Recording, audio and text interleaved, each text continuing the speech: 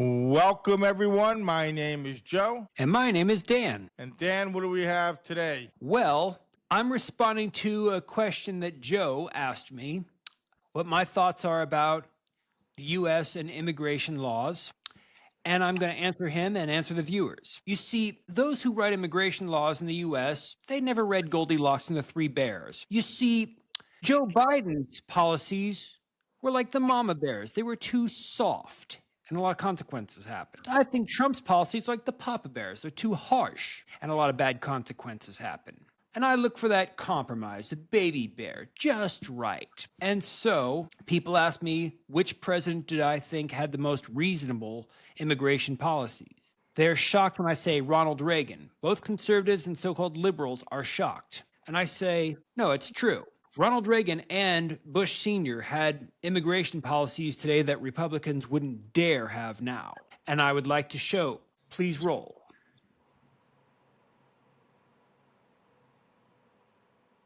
Yes, my name is David Grossberg, and I'd like to know, do you think the children of illegal aliens should be allowed to attend Texas public schools free, or do you think that their parents should pay for their education? Who are you addressing that to? I think you're first in this. He was looking right at you. I'd say he was. Look, I'd like to see something done about the illegal alien problem that would be so sensitive and so understanding about labor needs and human needs that problem wouldn't come up. But today, if those people are here, I would reluctantly say I think they would get whatever it is that they're, what the society is giving to their neighbors. But the problem has to be solved. The problem has to be solved because as we have kind of made illegal some kinds of labor that I'd like to see legal, we're doing two things. We're creating a whole society of really honorable, decent, family-loving people that are in violation of the law. And secondly, we're exacerbating relations with Mexico. The answer to your question is much more fundamental than whether they attend Houston schools, it seems to me.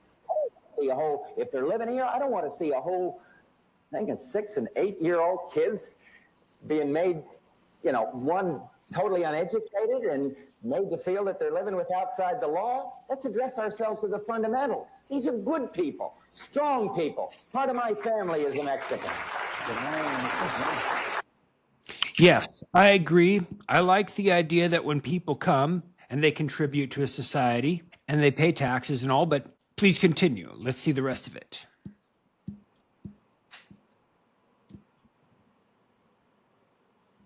Can I add to that? I think the time has come that the United States and our neighbors, particularly our neighbor to the south, should have a better understanding and a better relationship than we've ever had. And I think that we haven't been sensitive enough to our size and our power. They have a problem of 40 to 50% unemployment. Now, this cannot continue without the possibility arising with regard to that other country that we talked about, of Cuba and what it is stirring up, the possibility of trouble below the border, and we could have a very hostile and strange neighbor on our border. Rather than making them or talking about putting up a fence, why don't we work out some recognition of our mutual problems, make it possible for them to come here legally with a work permit, and then while they're working and earning here, they pay taxes here. And when they want to go back, they can go back and they can cross and open the border both ways by understanding their problems. This is the only safety valve right now they have with that unemployment that probably keeps the lid from blowing off down there. And I think we could have a fine relationship, and it would solve the problem you mentioned also. Yes. Those are pretty much my thoughts. I have a hard time having a rational conversation with people on either side when I say I want it to be easy for people to come legally and get a work permit and pay taxes. Some people give me this whole, there's no illegal person on stolen land. Every land's stolen, as I've said in another video. And some people think, what do we need immigrants for? I'm like, come on. Also, there's another video where Reagan says he wants people to immigrate from all corners of the globe to become Americans. And I like that idea of it being easy to come to the United States legally and, like I said, assimilation process and all. No, it would reduce hostilities and it would invite other opportunities. Question is, how do we do it? And that I don't know. I don't have any easy answers to, but I just know I don't like Biden's way, and I didn't like Biden's way, and I don't like Trump's way either. Well, let's put context behind this. One, we're living in a different time than we were back then. That was 1980. So that was the Republican primary debate. So, and by the way, Ronald Reagan in 1986, at the time, there was 2.6 million illegals in the United States compared to those, God knows how many we have now. So Reagan gave him amnesty. Yes, he did. It's more than 3 million. Yes, he did. There were 2.6 or it was 3 million, but depending on what you read. So now, of course, now there's supposedly between 11 and 20 million illegals in the United States. And times are different now because, one, the world's a lot more aligned together economically. And can our social systems, our departments, can they handle all these illegals? Meaning with benefits and whether it's welfare, whether it's some kind of social service. So the problem is, for decades, people have ignored it or pushed it back. It was a hot topic in the mid-'90s. Matter of fact, in the midterms of 1994, and the Republicans gained the House for the first time in 40 years. Immigration was one of those issues. Now there's a lot of tourists and businessmen who get their international businessmen and international tourists who get their visas rejected by U.S. embassies throughout the world. Yeah. So there's a lot of inconsistency and a lot of hypocrisy. Hypocrisy in the, I'm mispronouncing the word there, Hypocrisy. in the U.S.'s policy. Hypocrisy is the word. That's the word we're looking for. Hypocrisy. So and when you push something off, and whether you like Trump's method or not, a lot of people are like, at least he's trying to do something about it. All right, but anyways, go ahead, Dan. Yeah. And I'm repeating myself here, but yeah, I'd like to fix it to whereas you're not spitting in the face of the people who apply and wait for a visa and all that. I just want it to, in a more dream world, I'd like to be whereas people could just cross the border easily and say looking for work and they find it that day and they can get a work permit that day or within that week at least. Well, the problem is you have systems like E-Verify and other systems, and the problem is this problem has gotten so out of hand now that the U.S. government now is trying to rein it in, and that's a whole other video. But I can tell you a couple quick stories. I don't want to belabor the point. I have a friend of mine. He left the United States recently. He married a Thai lady here in Thailand. Had a son. They're married. Has his wife and son. Went back to the United States to work. He is married. Keep in mind. Try to get her over to the United States. Cannot do it. He took a job back in Southeast Asia with a corporation in Cambodia. Why? Because he couldn't get his wife and kid over. Then I have another friend who spent thousands of dollars trying to get his family over and could not. The hypocrisy in the U.S. immigration system. And so there's a lot of inconsistencies there. Yeah. I mean, reforms I do like. Reforms are needed, but I'd say I like a different way. By the way, this is kind of off topic, but I'd still like to say it.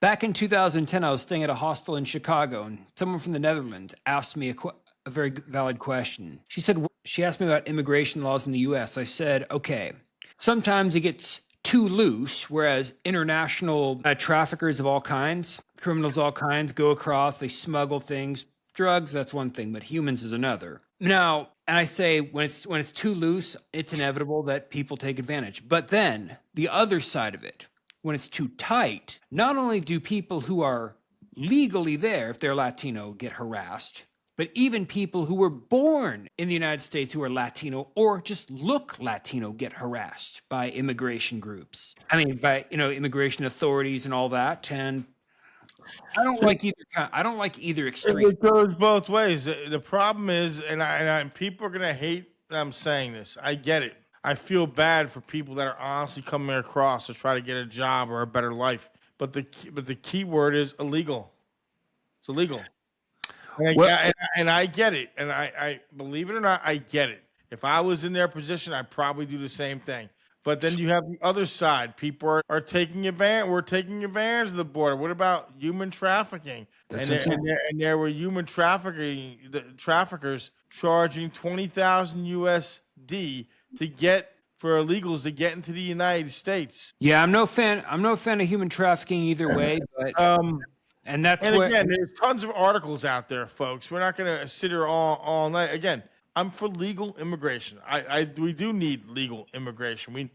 easy legal immigration is But what's easy? And this is the problem. What is easy? Because technically, and this is from an immigration attorney. Background checks, and like I said, in Thailand, if a Thai wants to go to the United States, even legitimately, a lot of the times they get told no. It's hard. It is, and I don't like. Okay, I like Reagan's policy where people, like I said, people from all corners of the globe can come, and Yeah, but they can come set up shop. But look, I think background checks are one thing, but I don't think it should take that long. And I think, hey, you want to come? Come, just let us know who you are. And by the way, I'm not trying to be all PC here, but also I believe people who go from the United States to Mexico, well, if they have passports, Mexican authorities know if they're, say, on the run or not. Mexican authorities know who they are. And I think whoever comes to the United States, I think their identification should be known, but it should be a relatively easy process because I want taxes paid. I want people to have jobs. And look, this is not just for the United States or Europe, whatever. Here in Thailand, Burmese come over here, both legally and illegally. And they do jobs Thais don't want to do. I can respect that. I just wish here in Thailand it was easier for Burmese and Cambodians and Laotians to come here legally. Well, here's the problem. See, since you used the Reagan and Bush video, like I said, times have changed. You're going back 45 years. The problem is both political parties have used this issue for political gain. The old adage used to be Republicans wanted the cheap labor, Democrats wanted the votes. Now immigration has gotten so out of control now. And that's why what you're seeing here in the early days of the Trump administration, whether you agree with it or not, that people, at least they're saying, at least he's doing something about the problem. Is it the perfect way? But look, something has to be done, and there's no easy answer to it. Should there be an amnesty? Again, that's a whole other debate. They call it talking about the dreamers. But the one thing that's happened, the issue has gotten out of control. And yes, there are jobs a portion of immigrants will do that Americans won't do, and other countries around the world. But America is not the only one having this problem. Look at the UK. Other countries, Sweden, I believe Germany. Immigration is a hot button issue. But South Africa, it was all until recent years, South Africa had a major problem. Like 1 out of 4 people who lived in South Africa weren't even citizens there, and they were taking advantage of the social services. Yeah, as a matter of fact, George W. Bush, I believe, had a similar immigration stance, a very moderate immigration stance, like Reagan and his dad. Actually, Bill Clinton, midway through his first term, if you go watch Bill Clinton's 1995 State of the Union address to Congress, if you just forget he's a Democrat, he sounds a lot like Donald Trump when you listen. How about Donald Trump actually bit off that speech, and he took a lot of it almost word for word from. And let me give folks another one. Go back in 2014. Listen to Barack Obama. What he said about illegal immigration, and hear what he had to say about it. And he during his 8 years deported 3.2 million people. That's more than all presidents of the 20th century combined. I don't know about that. I know Bill Clinton. Actually, believe it or not, Bill Clinton. I'm going to look that up while we're talking real quick. Barack Obama was called the deporter in chief. Yes, by one of the yes, he was. I saw a news source that, like I said, more than all presidents of the 20th century put together. But he did it with a smile. He did it while, anyways. I'm curious about Bill Clinton.